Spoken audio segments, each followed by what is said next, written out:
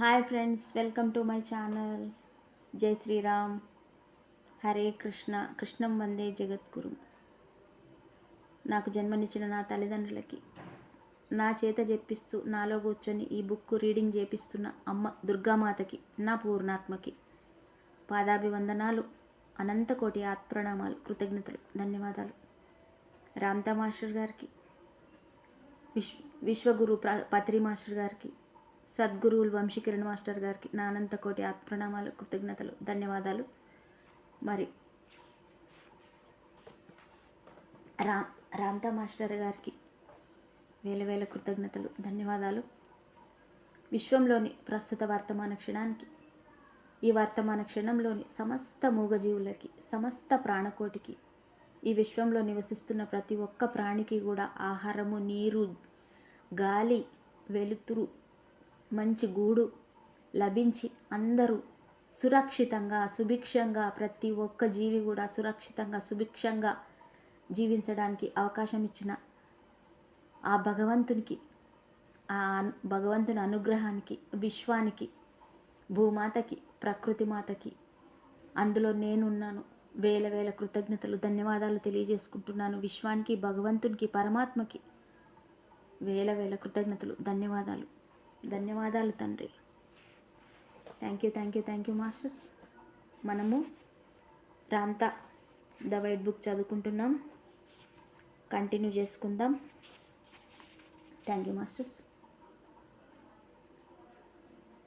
మా రోజుల్లో అట్లేషియన్లు మిమ్మల్ని ఆత్మహీనులు అని అనేవారని మీకు ఇదివరకే తెలుసు. అప్పట్లో మా అన్వేషణ దేని గురించో తెలుసా మీకు?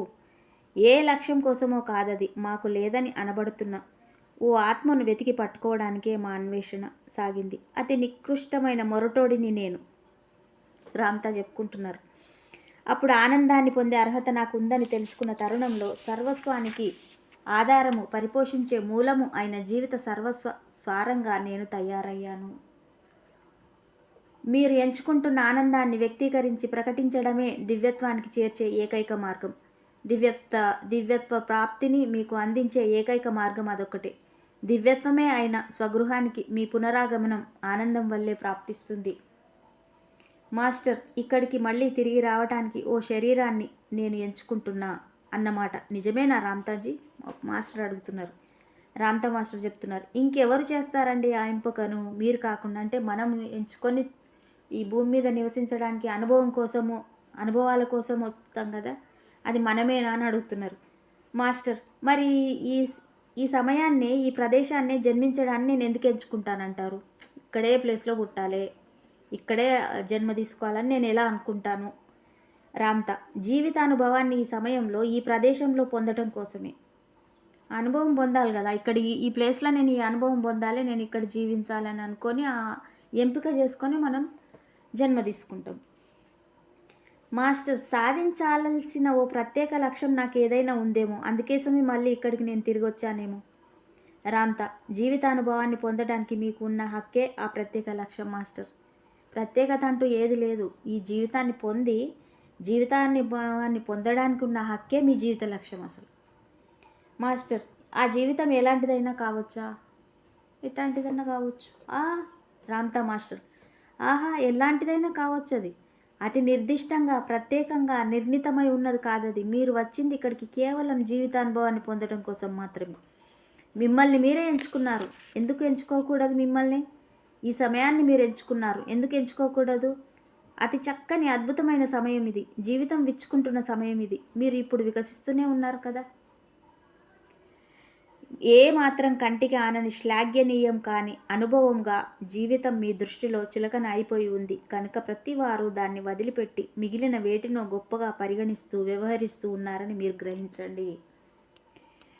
ఇక్కడ మీ రాకకు అసలైన కారణం, ప్రప్రథమ మూలహేతు కేవలం జీవించడం కోసం మాత్రమే.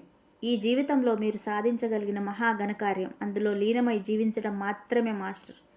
సత్యం కాదా ఇది?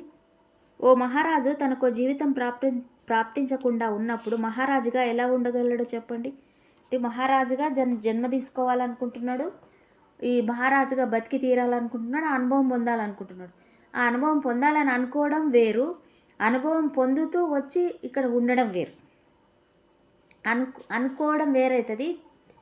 ఆ జన్మ తీసుకొని భూమి మీదకి రావడం, మహారాజుగా జీవించడం అసలైన అనుభవం అవుతుంది. అతని జీవిత లక్ష్యం మహారాజులా హాయిగా ఆనందంగా ఉండాలనుకోవడమే అతడు అలా ఉంటున్నందుకు కారణం. అతడి జీవితంలో అతి ముఖ్యమైన విషయం ఆ మహారాజు స్థితిని తను పరికల్పించే తీరులో ఖచ్చితంగా ప్రవర్తిస్తూ వ్యవహరిస్తూ జీవించడమే. జీవితంలో మీరు సాధించగలిగే అతి గొప్ప విజయం జీవితంలో కొనసాగడమే. ఈ సత్యం బహుశా ఇప్పుడు మీకు రుచించకపోవచ్చు, అర్థం కాకపోవచ్చు, కానీ మీ అంతిమ జీవిత క్షణంలో ఈ సత్యం మీకు పూర్తిగా అర్థమై తీరుతుందని నేను ఖచ్చితంగా హామీ ఇచ్చి రూఢిగా నిశ్చయించి చెబుతున్నాను. ప్రతి ఒక్కరూ తమ జీవితానికి బలీయమైన ఒక కారణం తప్పకుండా ఉండి ఉంటుందని అనుకుంటున్నారు. స్వామి, ఈ నా జీవితానికి ఏమిటి గమ్యం? నేను దేనికోసం జన్మించాను? ఇక్కడ నా జన్మకు ఏ పరమార్థమో ఉండి ఉంటుందని నాకు అనిపిస్తుంది అని అందరూ నన్ను అడుగుతూనే నాతో అంటూనే ఉంటారు. జీవించడమే.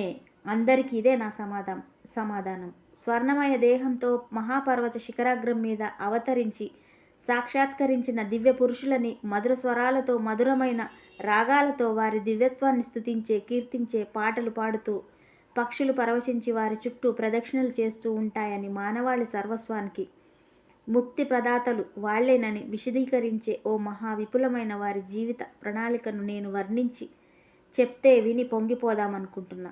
వాళ్ళందరినీ నిశ్చేష్టుల్ని చేసి, నిరాశతో నింపి, సంతోషాన్ని ఏమాత్రం కలిగించని సమాధానం అది. మీ జీవితానికి పరమార్థం కేవలం జీవించడమే మాస్టర్. ఆ తర్వాత మీరేం చేస్తూ ఉన్నా అదంతా మీ సౌందర్య ప్రవర్ధమానానికి, అనంత జీవిత సర్వస్వపు సమగ్ర పరివ్యాప్తానికి మీ వంతు పోషణ మాత్రమే, మీ వంతు సాయం మాత్రమే అవుతుంది. జీవించడం ఎంతో ముఖ్యమైన విశేషం అని మీరు గ్రహించినప్పుడే మీ ప్రారబ్ధాలను ప్రాప్తించి పెంచుకునే పద్ధతి ఇదే. మీ సంకల్పానుసారంగా మీరు ఇప్పుడు ఇక్కడున్నారు అని, మీ కోరికే ఈ జన్మకు కారణమని, మీ జీవితానికి అతి సుఖవంతమైన జన్మస్థలంగా ఈ భూమిని ఎంచుకున్నారు కనుకనే మీరు ఇక్కడ మళ్ళీ జన్మించారు అని అర్థం. మీరు ఇక్కడ జన్మించారు అని అర్థం చేసుకున్నప్పుడే మిగిలిన సత్యం సర్వస్వం కూడా మీకు అర్థమవుతుంది. ఇక్కడ జీవించి వ్యక్తీకరించాలనే సంకల్పంతోనే అందరూ ఈ జగతిలో జన్మిస్తూ ఉంటారు. సమస్త మానవాళికి ప్రథమ ధ్యేయం ఇదే. మీలో జీవిస్తున్న దైవపు ప్రథమ ధ్యేయం కూడా అదే.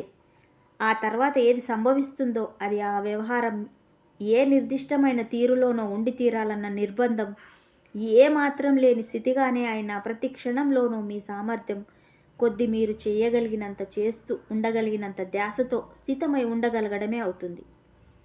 సృజనాత్మకత అంటే ఇదే. ఆ వ్యవహారాన్ని అప్పుడు ఓ విద్యుక్త ధర్మంగానే మీరు నిర్వర్తిస్తూ ఉంటారు. మీ అంతరంలో ఉన్న దైవం బలీయంగా ఆ సంభవపు సృష్టిని మీలోనే ప్రేరేపిస్తూ ఉంటుంది కనుక మీరు ఇక్కడ ఉన్నది జీవించడానికే తప్ప భవితవ్యం కోసమే కాదు.